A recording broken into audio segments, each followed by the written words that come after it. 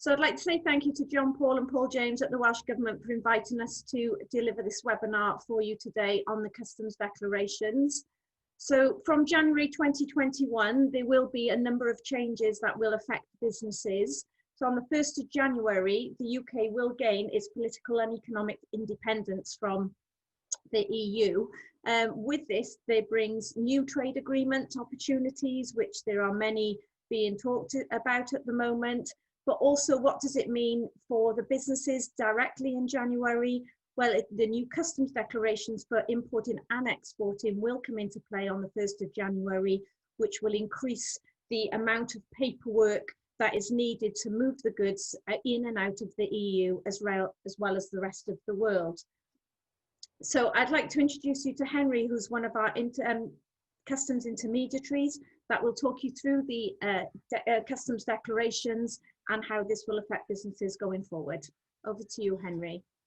Thank you very much, Jo. So as Jo said, my name's Henry and I'm an international trade executive at the South Wales Chamber of Commerce. And I've recently completed my customs declaration training. So what I'm going to do is I'm going to give you a brief overview of the customs declaration process and some of the key details it's worth noting down if you're looking at importing or exporting in the new year.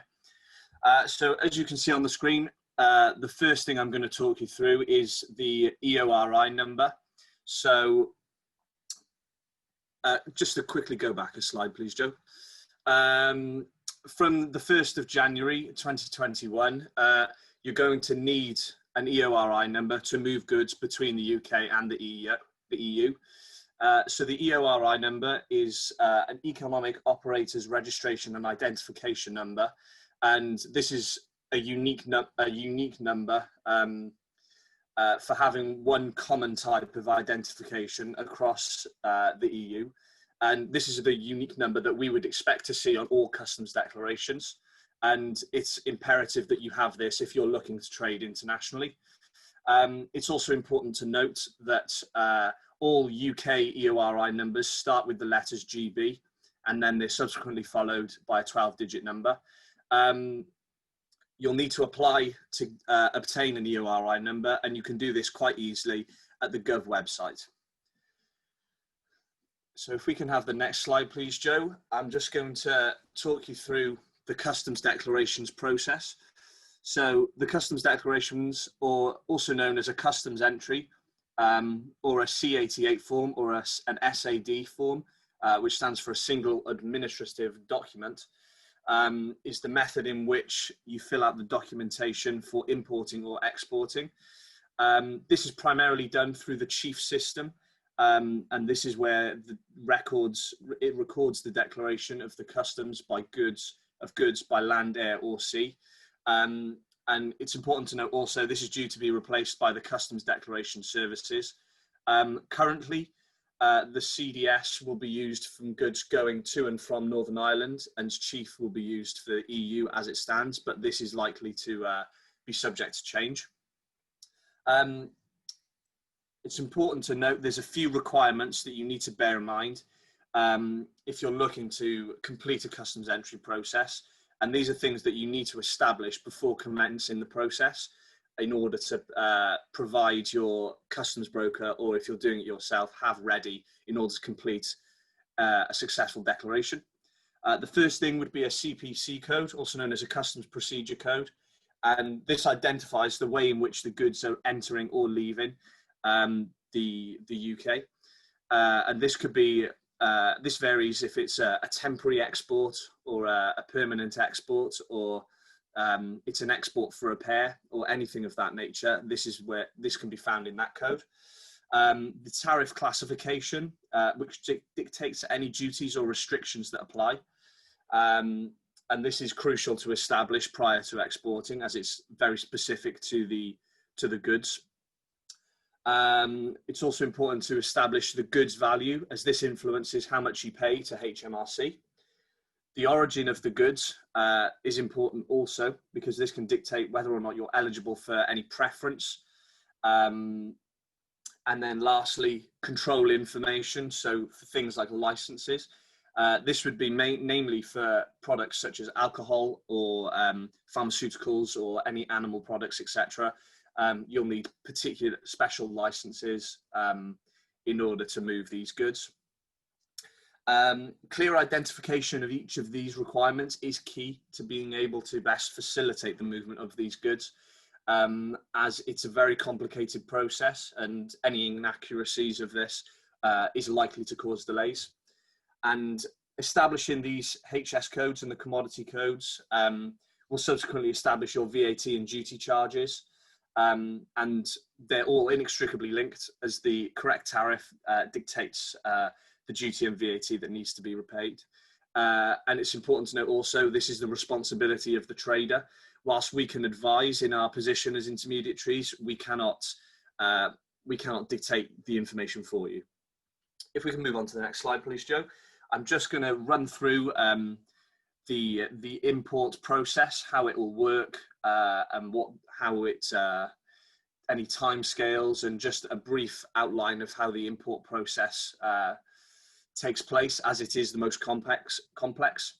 So the first point would be to set up your business for making customs declarations. This means firstly obtaining your GB EORI number, as we've previously discussed.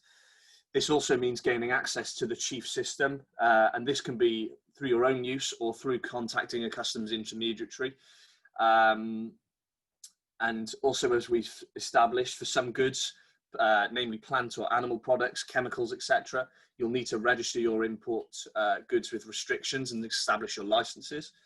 Again, this can be found at the Gov website for any more specifics on that.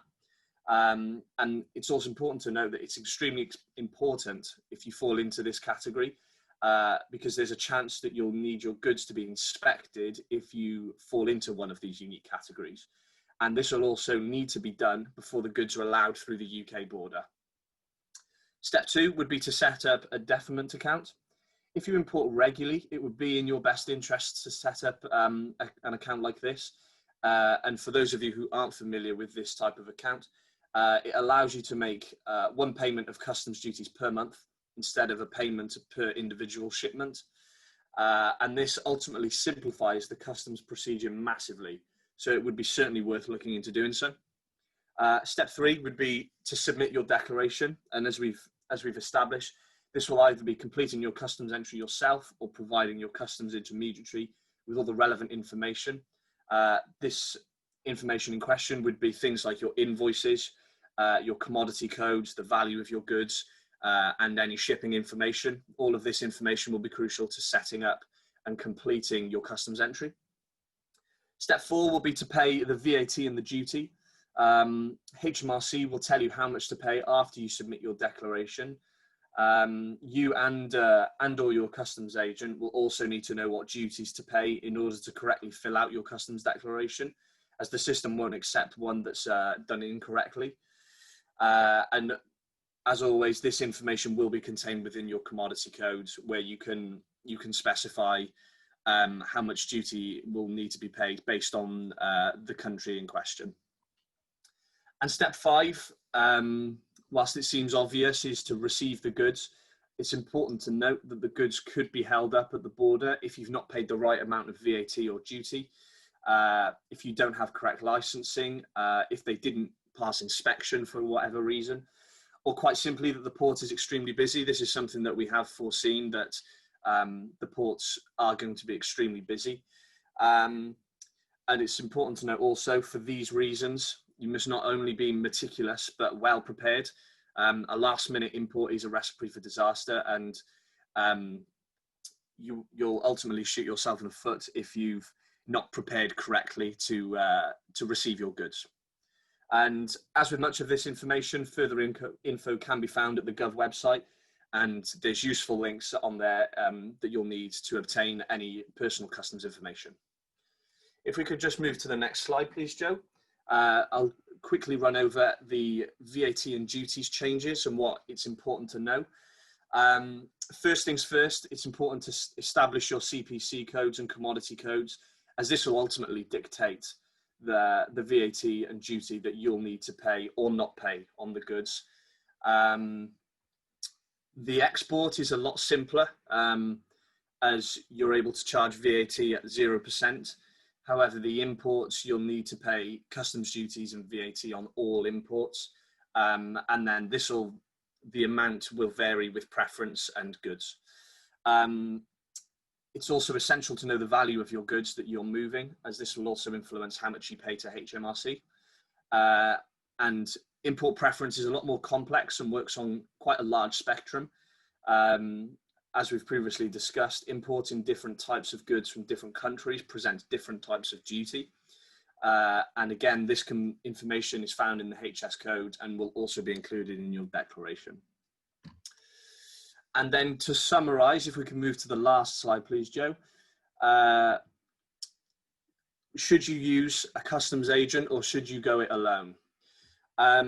We would, of course, recommend that you use a customs agent, that you use a customs intermediary, as firstly, it's a very lengthy process from start to finish. As an importer or an exporter, there's plenty of things to prepare for. Your freights, your documentation, anything, shipping information of that nature, etc. And to add completing your customs declaration yourself to that list would take up a huge proportion of time. Secondly, it's a very difficult system to use. It can take approximately 6 months to be fully comfortable with the customs declaration entry process. Having recently completed my customs declaration training, it's a very arduous process and the system can be very complex and temperamental, even if you've had the required training.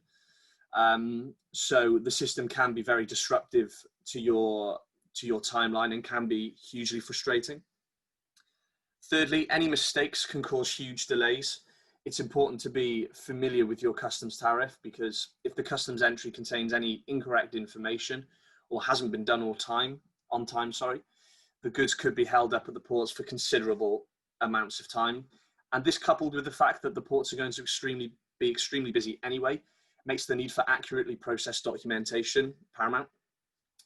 And lastly, you must be familiar with the customs tariff. Understanding how commodity codes and custom procedure codes work, as well as the customs entry system works, can be hugely beneficial. And it can often be an information overload, especially if this is an accessory to your existing export and import requirements. So that's everything for me. I believe Joe's going to respond to some frequently asked questions.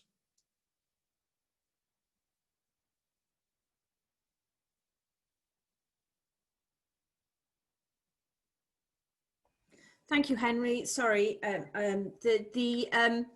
yes, so most of the questions that we get asked are around the borders, the controls, the paperwork, and what paperwork will be needed. There are changes going ahead at the moment. Things are still not settled. There are new processes in place. There's new systems that will be put in place, and we are monitoring these in the Chamber very, very quickly. But I'd like to thank you for listening to the webinar and attending today, and thank again to the Welsh Government. Thank you.